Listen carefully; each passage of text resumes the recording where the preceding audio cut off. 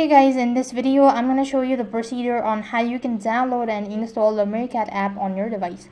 So in order to download and install the Meerkat app on your device, you have to first of all make sure that you're connected to an internet service, and then to begin with, head over to your respective app store.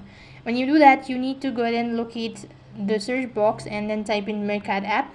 Over here you should be able to find this option or the application that's the official Meerkat app. So you will have list of different options, but in my case I don't happen to see the following application, so I'm just gonna show you the procedure what you should do. All you have to do is just press the install button and wait for the application to be installed.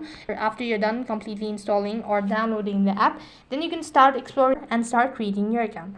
So that is how you can download and install the Meerkat app on your device. However, if you're unable to find the application on your app store, then you could also use your web browser by typing in comparethemarket.com/Meerkat app, and that's going to take you to their official page. So that's how you can download and install the Meerkat app. That is all for this video. I hope the video was helpful.